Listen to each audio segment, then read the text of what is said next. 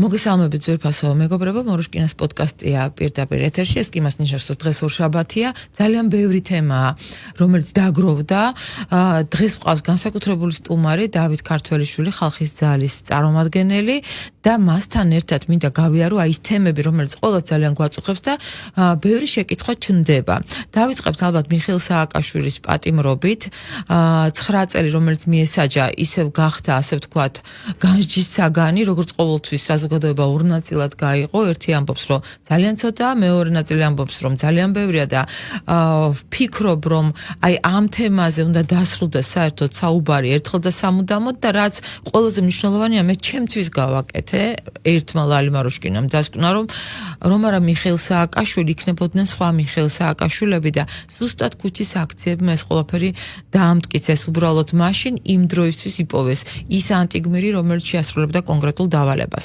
მოდით ამ თემით დავიწყოთ საუბარი. დათო, ძალიან დიდი მადლობა მობრძანებისთვის. როგორ ფიქრობ, ეს 9 წელი რას ნიშნავს და ელიტარული კორუფცია, რაზეც არის, ესე იგი, საუბარი. ზოგიერთმა ამას პიჯაკების საქმე უწოდა, რაც ძალიან შეურაცხყოფელია პირადად ჩემთვის, ხო?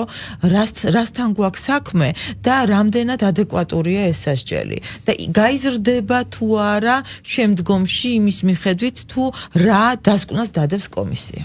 მოგესალმები ლალი, მივესალმები ჩვენს მსმენელს. ცოტა თუ ბევრია. ადეკვატურია იმ სისხლის სამართლის კოდექსის კონკრეტული მუხლისა, რომელიც თუ არ ვცდები კი ითვალისწინებს ზედაზღვას 12 წელს, მაგრამ სასამართლომ რა გადაწყვეტილებაც მიიღო. ეს გადაწყვეტილება ეხება არა მხოლოდ 9 მილიონის გაფლანგვას, იგივე განაჩენი დადგებოდა, რომ დამტკიცებულიყო, სიტყვაზე ვამბობ 900 მილიონის გაფლანგვა. უბრალოდ დამტკიცდა და გამყარდა კონკრეტული რკინაბეტონის არგუმენტებით და მტკიცებულებებით, მხოლოდ ის ეპიზოდები, რომლებმაც აი ამ 9 მილიონზე ცოტა მეტი თანხა დაუმტკიცეს საბიუჯეტო სახსრების გაფლანგვა საკუთარი ოჯახის წევრებზე, კლანის წევრებზე, საკუთარ ფუფუნებაზე და უამრავი ძალიან სერიოზული სია ჩამონათვალია საწავი და ჩვენი ქართველი გადასახადის გადამხდელების აი ეს თანხები. რა თქმა უნდა, ჩვენ ყველამ ვიცით, ბევრი გვსმენია, რომ ამ თანხაზე უფრო მეტი იყო გაფლანგული, მაგრამ კიდევ ერთხელ ვიძახი, სასამართლო დონეზე მხოლოდ ის დამტკიცდა ამ ეტაპზე, რის მტკიცებულებები არავის ეჭვს არ იწვევს და რომლის გინდა სასამართლო იმაში სტრასბურგში წაიღე გასაჩივრებლად, სადაც გინდა წაიღე, იქაც იგივე განაჩენს დატოვებენ ძალაში. მაგრამ ხო ხვდები ხა დათო, აი რა უკმარისობის გრძნობა ხავს, ხო? იმიტომ რომ ერთია რომ თანხები და გასაგებია ფინანსური ზარალი, რომელიც მიადგა სახელმწიფოს. მეორეა მორალური მხარე, როდესაც 2008 წელს ქვეყანა როდესაც იქცევა შემკბენა რა მასაჟისტზე ხარჯავ თანხას, მაგრამ სისტემურ დანაშაულს რა უყოთ, სად არის აი ეს ფრაგმენტი? ამ 9 მილიონზე დამდგარმა განაჩენმა ხომ შეიყვანა სააკაშვილი იმ ელიტარულ საპრეზიდენტო კრიმინალების კლუბში, პირობითად ვთქვათ, რომლის წევრები არიან მაგალითად სამხრეთ კორეის უკანასკნელი 6 ექს-პრეზიდენტი, ხო? რომლებიც სააკაშვილივით აი ამ განსაცდელს თუ რა დავარქვათ, დუნებას ვეუძლებენ და ელიტარული კორუფციით არიან, კი ბატონო, ელიტარული კორუფციით არიან დაკავებულები, ხო? ამ კლუბის წევრია იგივე საფრანგეთის ექს-პრეზიდენტი სარკოზი, ხო? რომელსაც უკვე 2 განაჩენი გამოუტანეს ზუსტად ელიტარულ კორუფციის გამო. ამ საპატიო ბრჭყალებში კლუბის წევრი არის ამერიკის კონგრესის საერთაშორისო კომიტეტის ყოფილი თავმჯდომარე ბობ მენენდესი, ხო? რომელმაც ვერ გაუძლო აი ამ კორუფციულ ცდუნებას და უამრავი თანხები აიღო ეგვიპტის ხელისუფლების სასარგებლოდ და ანტიაზერბაიჯანული ლობიზმის სასარგებლოდ, რაშიც აქტიური მონაწილეობა მიიღო მისმა სომეხმა მეუღლემ, სიტყვაზე ვამბობ.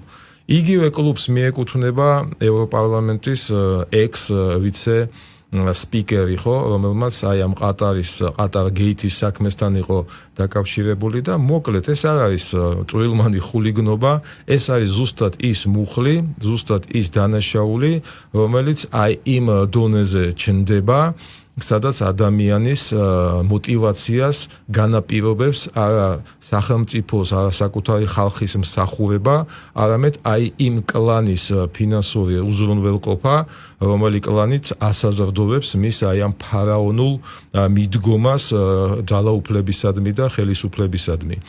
რაც შეეხება გაიზრდება თუ არ გაიზრდება, ვთქვათ, სააკაშვილის მზეთუნახაობის პერიოდი ამ თუ იმ საკანში, ხომ?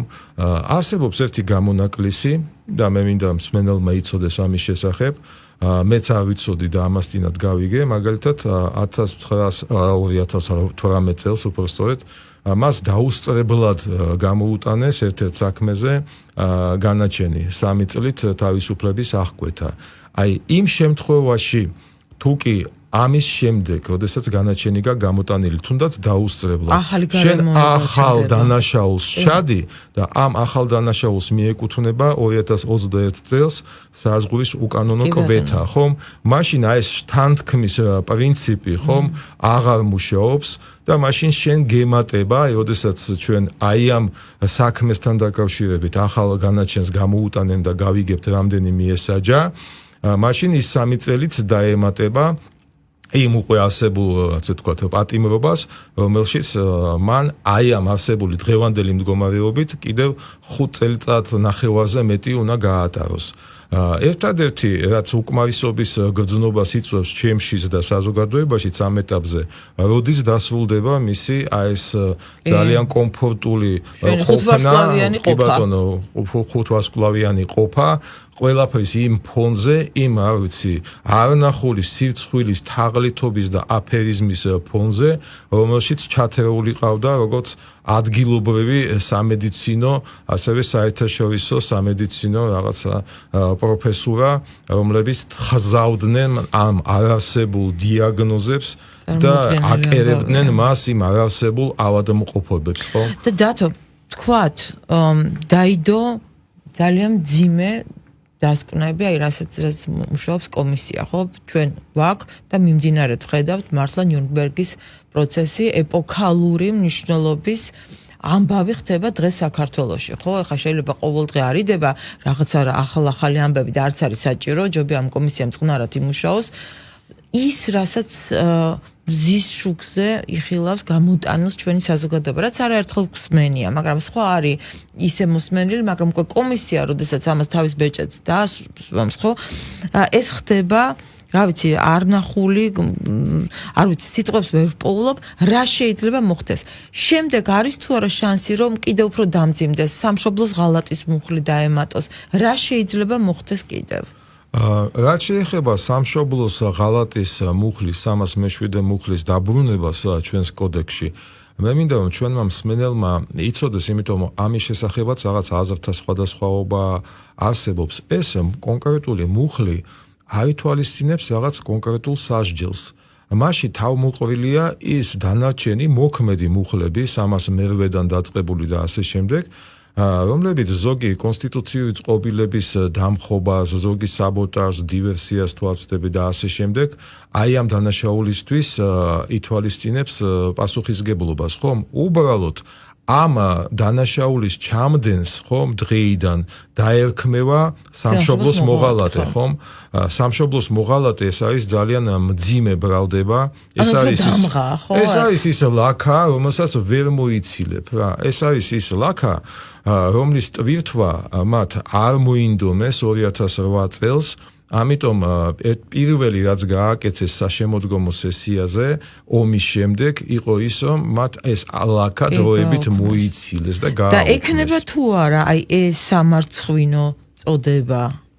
ეს სამარცხვინო წოდება ექნება არა მხოლოდ კონკრეტულ პირებს, არამედ მთლიანად რეჟიმს და მათ პარტიას, როგორც აი ამ იდეოლოგიის მატარებელს. ამის გაგება მინდოდა. იმიტომ რომ ეს კომისია პირველ რიგში ამ კომისიამ თუ კი მას მინი ნიურნბერგს ვადარებთ ხომ და ვუწოდებთ, მან ეს განაჩენი უნდა გამოუტანოს რეჟიმს. მან ეს განაჩენი გამოუტანოს იმ გაუკუღმართებული იდეოლოგიის მატარებელ პოლიტიკურ პარტიას, რომელიც იყო ხერხემალი აი იმ საქართველოს ერთ დიდ საკონცენტრაციო ბანაკად გადაქცევის ხერხემალი იყო, რომელმაც აღარ უნდა გააგრძელოს თავისი ფუნქციონირება ჩვენს პოლიტიკურ ველზე. მათ მიეცათ ყველანაირი შესაძლებლობა 2012 წლის 1 ოქტომბრიდან, ხომ, აზრათაც არ მოსვლია არავის, მით უმეტეს აი ამ მძიმესი მოგონებების ცხელკვალზე, რომ თუნდაც ეს საკითხი მაშინ დაყენებული იყო, ხომ? და მისთვის, როგორც პარტიისთვის ნაციონალურ მოძრაობას გულისხმობ, აი ეს განაჩენი გამოეტანათ, ხომ?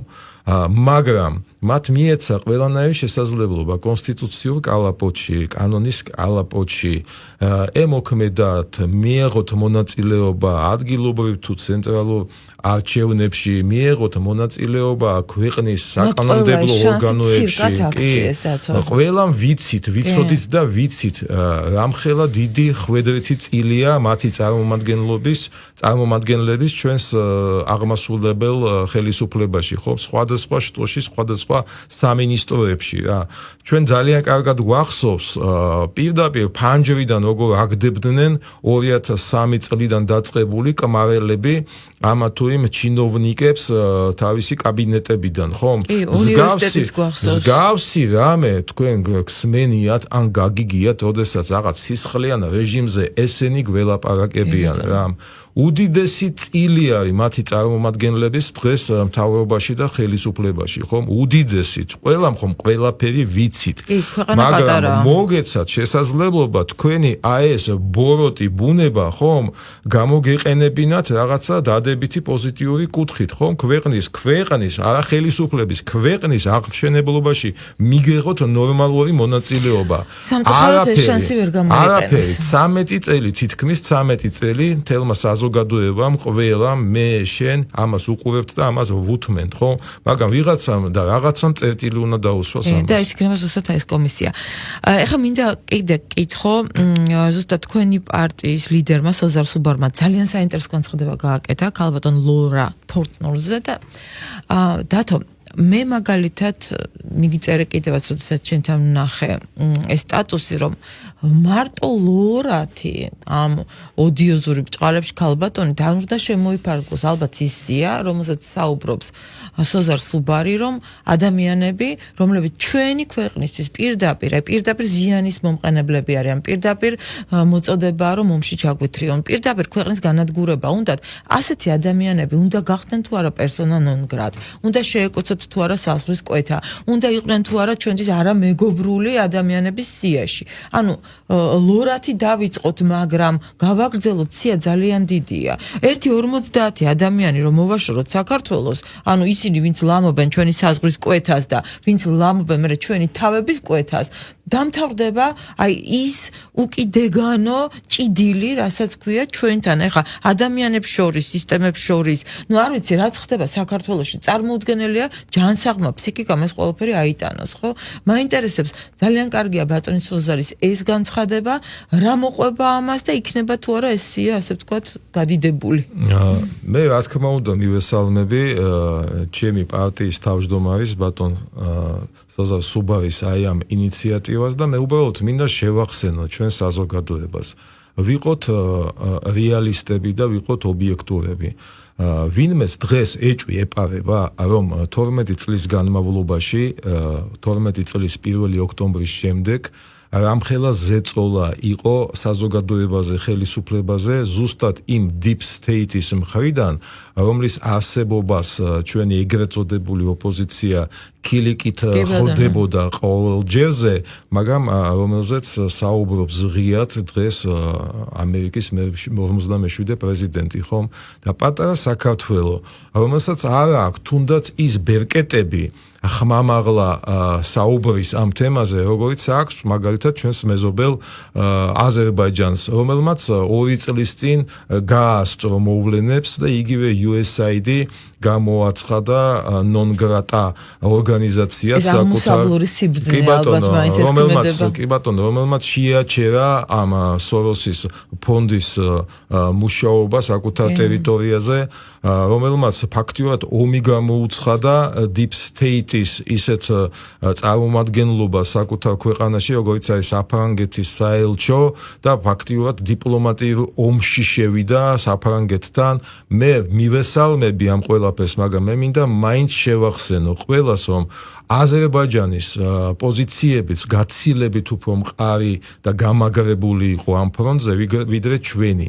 როდესაც 3 წლის წინ ხალხის ძალამ, როგორც ჯერ კიდევ საზოგადოებრივმა მოძრაობამ, პირველად აიმაღლა თავისი ხმა ქვეყნის გადარჩენის მიზნით და შეუტია ამერიკის შეერთებული შტატების საელჩოს და იმ დროინდელ ელჩს. ეს ხომ თვითონ ამერიკელებისთვის იყო დიდი შოკი, როგორ გაგვიბედეს. როგორ გაუბედეს საზოგადოებისთვის შოკი. მას შემდეგ, რაც ისინი ფუფუნებაში იმყოფებოდნენ და საქართველოს ფაქტობრივად აი ამ კულუარულად და კატაკომბურად მართავდნენ ისე, როგორც მათ თვლიდნენ საჭიროდ, ხომ? ერთადერთი მიზნით, რომ დადგა 3 წლის წინ ის X საათი, როდესაც ახალი კერები, ახალი პლაცდარმები რუსეთზე სამხედრო მოქმედებების წარმოებისა უკვე შევიდა იმ გადამწყვეტ ფაზაში და უკრაინასთან ერთად თუ მოლდოვასთან ერთად საქართველოსაც უნდა მიეღო თავისი აქტიური მონაწილეობა ამაში, რაც ააფეთქებდა მთლიანად სამხრეთ კავკასიას, ააფეთქებდა ირანს და ახლო აღმოსავლეთსაც და ყოველ შემთხვევაში იქნებოდა კატასტროფა, რომელსაც ვერავინ ვერ შეაჩერებდა. თქვენ წარმოიდგინეთ, პატარა ხალხის ძალამ შეძლო ამის გაჩერება და ამას აყვა მადლობა ღმერთს ჩვენი ხელისუფლება, ქართული ოცნება და ბატონი ბიძინა ივანიშვილის როლი, უდიდესი როლი, ხომ? აი ამ სამშვიდობო პროცესებში ეს არის უბრალოდ კიდევ ძალიან სერიოზული განსჯის საგანი, რომელიც წვდება რამოდენიმე თაობას კიდე ჩვენს შემდეგ და ყველა გაიგებს რა ხდებოდა ამ დროს საქართველოში და რას გაუძლელდა და რას მივაღწიეთ. და ძალიან საინტერესო იყო სხვათა შორის ირაკლი კობახიძის განცხადებაც, რომ ყრუ კედელს უნდა დავჯახებოდით, როგორ დაგვაჯახეს 90-იანებში, მე 2008-ში, ახლა იქნებოდა ანალოგიური ყრუ კედელი ჩვენ გახიზნული მთებში, დახოცილი ბოლო გენოფონდი, დამშეული და განადგურებული ბავშვები და სირიის მაგალითზე ვნახეთ ჩვენ, ხო, რომ პირველ რიგში რატომღაც მე არ ვიცი საერთოდ რა არის ეს. ბავშვებს არინდობენ, ხო? და მართლა ხა მე არ მომბეზდება იმაზე საუბარი, ბიძინა ივანიშვილმა რაც გააკეთა საქართველოსთვის, როგორ ააცილა ომი და დღემდე ამას აკეთებს, იმიტომ რომ ეს პროცესი არ ჩერდება. სამწუხაროდ შემოტევები ყოველ წამშია, არ ვიცი მე რა სიბრძნე უნდა ეყოს ამ პატარა ქვეყანას, რომ მაინც შეძლოს ამ ვითარებიდან გამოსვლა. ძალიან რთულია ეს ყველაფერი და კარგია ეს მოწოდებები, რომ აი ესეთი ადამიანები, რომლებიც ისევ და ისევ გვაბრუნებენ იმ 90-იანებში, იმ 2008-ში, რაღაცნაირად დავასრულოთ მათთან ის კოჰაბიტაცია, რომელიც ასევე იყო თავსმოყვეული, ხო? ამიტომ ქალბატონი ლორა ჩავთვალოთ პირველ მერცხლად აი ამ პროცესებში. მე მაგალითად თავიდანვე მივესალმე იმ ფაქტს, რომ პირველად, მე მგონი პირველად ჩვენ გავბედეთ და საგარეო საქმეთა სამინისტროში დიდი ბრიტანეთის ერთ-ერთი უაზრო გამოხტომის შემდეგ მისი ელჩი დავიბარეთ ყოველ შემთხვევაში რაღაცა სალაპარაკოთ და კონსულტაციებისთვის, ხო, იმიტომ რომ აი ამ იუპიტერების ელჩების დაბარებაც ხომ უცხოხილი იყო ჩვენთვის, ხომ? როგორ შეიძლებოდა Deep State-ში შემავალი, ასე ვთქვათ, რეჟიმების მაღალჩინოსნები დაგვებარებინა, თუნდაც იმისთვის, რომ გაგვეგო რა სანქციებზე ლაპარაკობთ, რა დემოკრატიის უკუსვლაზე ლაპარაკობთ და საერთოდ რა ტონით გველაპარაკებით, მაგრამ ესეც შევძელით ისიც, რომ ხალხის ძალამ თავის დროზეც პირდაპირ მიუთითა ხელისუფლებას და ურჩია, მოდით რა ესეთი ოდიოზური ფიგურები, რომლებიც გადიან რუსთაველზე და ფაქტიურად მაიდანს ხელმძღვანელობენ, ეს როთი იქნება, თუ ბალტიისპირეთის საგარეო საქმეთა მინისტრები რაღაცა გააჩერეთ საზღვარზე, დააბრუნეთ თავის სახლებში, სამშობლოში და აღარ შემოუშვათ. და მოხდება და თუ აი ეს ამბავი? მოხდება, აუცილებლად მოხდება რა, იმიტომ რომ ამ პროცესებს ვერავინ ვერ გააჩერებს და ვერავინ ვერ შეაჩერებს. და ამიტომ მოესალმოთ აი ამ პირველ მერცხალს ქალბატონ ლორას. იფრინოს თავის ქვეყნისკენ. იფრინოს, რაც უნდა ისქნას. უნდა გაზაფხულზე, უნდა ზაფხულზე. ჩვენ დაგვანებონ თავი. საინტერესო პროცესები მიმდინარეობს, მაგრამ ამ პროცესებში არ შეიძლება რომ ხა მთავარი და მართლა რაც არის ხა სოფლიო მნიშვნელობის ამბავი არ განვიხილოთ, ეს არის დამოკიდებულება ამერიკასა და რუსეთს შორის. ხა რატომ არ ვამბობ უკრაინას შორის, იმიტომ რომ გასაგებია უკრაინა იყო ადგილი, სადაც პროქსი ომი იყო ნაწარმოები, რეალურად არის რუსული და ამერიკული ინტერესები. რა ხდება ახლა? ნამდვილად არის თუ არა ვთქვათ ტრამპის ინტერესი ამ შემთხვევაში რომ დაასრულოს ომი, რომ დაზავდეს რაღაცნაირად რუსეთთან, თუ ეს რაღაც ერთგვარი ფანდია და შეიძლება მივიღოთ პირიქით უფრო დამძიმებული სიტუაცია. რა ხდება ახლა? დათანხმდება თუ რას დათანხმდება რუსეთი, ეს არ ვიცით. როგორ წავა ამბავი, კურსკი პრაქტიკულად განთავისუფლებულია, ახლა ბურთი კვლავ რუსეთის მოედანზეა, კვლავ ამხედრებულია თეთრ რაჟზე რუსეთის პირველი პირი, იმიტომ რომ ყველაფერი ის მიიღო რაც უნდოდა. ერთადერთი რაც დარჩა საბოლოოდ გაფორმება ამ ყველაფრის დოკუმენტზე. რა დოკუმენტს მიცემს ამერიკა? რას მოიმოქმედებს ტრამპი და ზოგადად ტრამპის დამოკიდებულება აი სოფლიოში მიმდინარე მოვლენებთან დაკავშირებით. მოდით უკრაინის საკითხი ხომ გავიყვანოთ რაღაც ემოციური განხილვის ფონიდან და დაუბრუნდეთ იმ რეალურს, რასაც ქადაგებდა წინასაარჩევნოდ ტრამპი და რასაც ქადაგებს დღესაც, ხომ? პირველი ეს იყო საკუთარ ქვეყანაზე თავისი ინტერესების ფოკუსირება, ხომ? საკუთარი ქვეყნის გაძლიერება, ამერიკა უპირველეს ყოვლისა, კვლავ გავხადოთ ამერიკა დიადად და ასე შემდეგ, ხომ? ეს ერთი.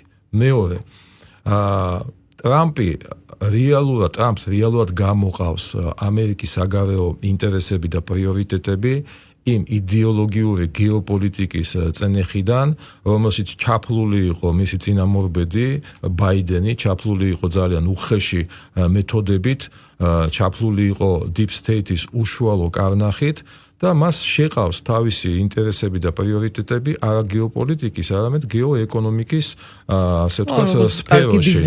როგორც ესმის და ყველაფერს უყურებს წმინდა ფინანსურად, ეკონომიკურად და ბიზნესმენის თვალით, ხომ?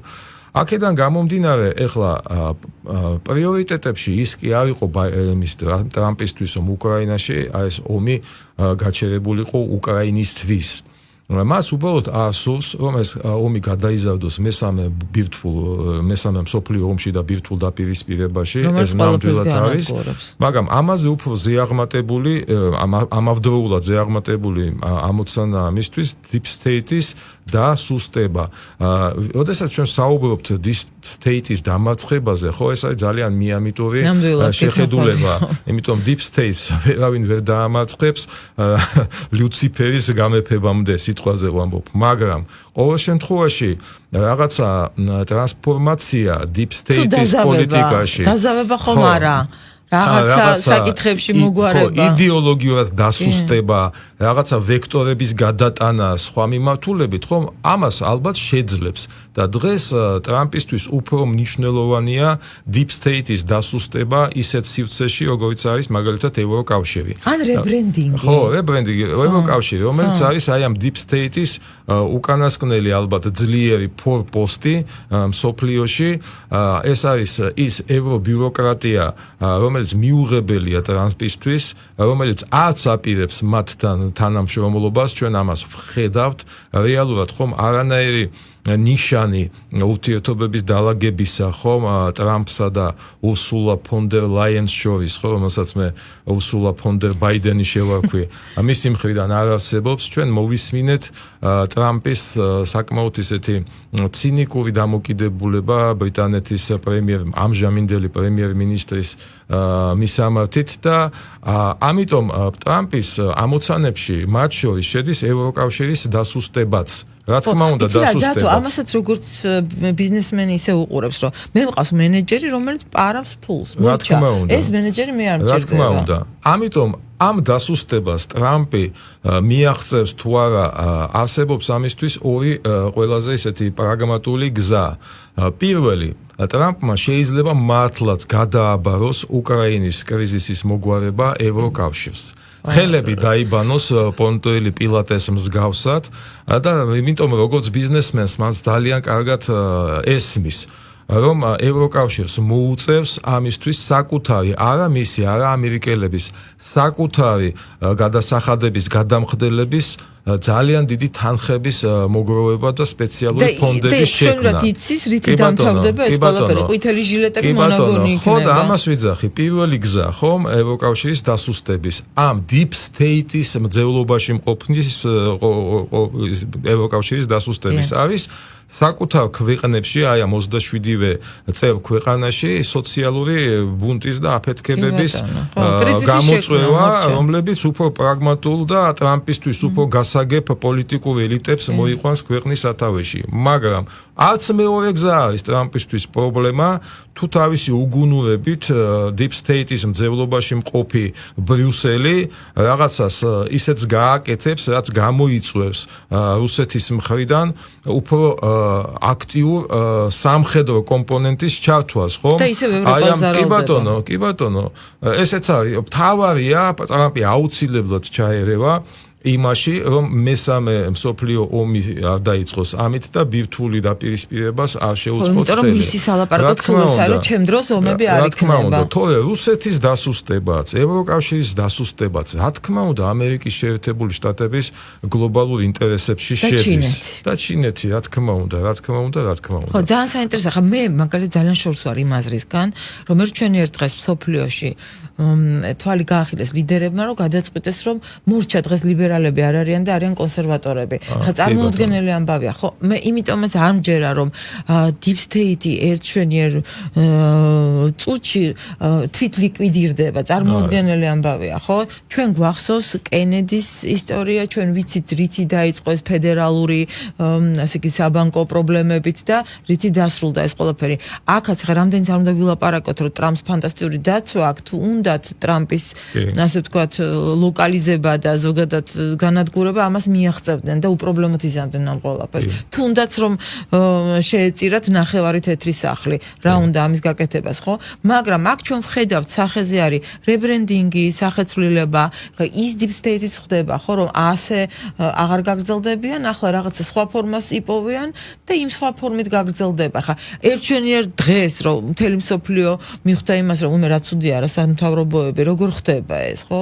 წარმოუდგენელი ამბავია. ხანდახან მგონია რომ ეს იზრდება ეს ყველაფერი, როდესაც ხედავ რომ რაღაცა იმ ოდიოზურ არ სამთავრობოებს ტრაფარეტებზე შავი ნაგვის პარკებია აკრული, ხო? რაც ძალიან სიმბოლურია ზოგადად. აი ძალიან ესეთი პატარა და კაფიო მაგალითი, ხო?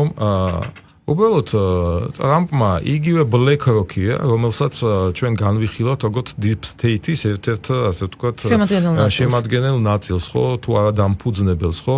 იმასაც კი მოუძებნა საერთო ენა და გამოიყვანა აი ამ იდეოლოგიური რაღაც თამაშებიდან, რაშიც იყო ჩართული სოროსის ფონდებთან ერთად და ასე შემდეგ და ჩააბარა ორი ძალიან მნიშვნელოვანი ნავსადგურის მშენებლობა, ხო? პანამაში, ანუ შემავალი და გამავალი ასე ვთქვათ, რაც მისცემს საშუალებას აკონტროლოთთან. ამ ყველაფერში ყველაზე დიდი ტრაგედია და უბედურება არის ის, რომ უკრაინელი ადამიანი ყოველდღიურად იხოცება და რომ არავის არ ადარდებს უკრაინელი ადამიანების სიცოცხლე, მათი დემოგრაფიული ტრაგედია და ასე შემდეგ და ეს არის ჩვენთვის აი ყველაზე მკაფიო მაგალითი, რას დაამსგავსებდნენ საქართველოს დღეს ჩვენს ხელისუფლებაში რომელიმე ანასხლეტი სააკაშვილის რეჟიმისა რომ ყოფილიყო ქვეყნის სათავეში. მაგრამ აქ მეორე მომენტსაც უნდა შევეხოთ ძალიან მკაფიოდ, ნუ ეწყინება ნურცერთ უკრაინელს და ძალიან სწორად უნდა მომისმინონ და გაიგონ, რომ უკრაინა საქართველოსთან შედარებაში ვერ მივა. ჩვენ გვაქვს 3000 წლოვანი სახელმწიფოებრიობის ძალიან სერიოზული ისტორია თავისი უდიდესი ისტორიული გამოცდილებით, როგორ უნდა გაუმკლავდე ამა თუ იმ იმპერიას და რის ხარჯზე უნდა გაუმკლავდე, ხო? უკრაინას სახელმწიფოებრიობის ისტორიას საერთოდ არ გააჩნია. ის ყოველთვის იყო სხვადასხვა სახელმწიფოების პროტექტორატის ქვეშ აი იმ საზღვრებში ხო რომლებზეც თითქოს და მიდის ახლა ამ საზღვრების შენარჩუნებაზე ყველაზე დიდი ჭიდილი ხო მე საზღვრები მათ შეუქმნა ლენინმა სტალინმა ხრუშოვმა რომელთა ძეგლების განადგურებით არიან ისინი ახლა აქტიურად დაკავებულები და თავის ისტორიულ ინტერესს უბრუნდებიან ჩვენ ვხედავთ რომ არანაირი სოციალური პროტესტი თუ ბუნტი აი ამ არ აქვს იმიტომ რომ იმისთვის რომ ეს ბუნტი გაგიჩნდეს ხო რაღაცა გენეტიკური მეხსიერება ხო აი ამ თავისუფლების შენარჩუნების სახელმწიფოებრიობის დაცვის შეუნა გქონდეს ეს კოდი ჩადებული რაც ქართველებს აქვთ მაგრამ მათ ეს კოდი არ აქვთ, ამიტომ უფრო ორმაგად მეწოდებიან ისინი, იმიტომ რომ არიან აი ცხოვრებივით რა, რომლებსაც ხოცავენ, ჟღლეტენ და მათ იმის პროტესტის გრძნობაც აუჩნდებათ, როდესაც მარტივად არ წავიდნენ სასაკლაოზე. კი ბატონო. მადლობა თასო, ძალიან დიდი მადლობა. ძალიან კარგი სიტყვები იყო ნათქვამ, რომ ჩვენ გვაქვს გენეტიკური მეხსიერება, ჩვენ გადავრჩებით, საქართველოს ყოველთვის იქნება ერთ-ერთი მშვენიერი ლამაზი ქვეყანა ჩვენს პლანეტაზე. მე გისურვებთ ამას კვირას და დაგიბრუნდებით მომავალ ორშაბათს. ნახვამდის.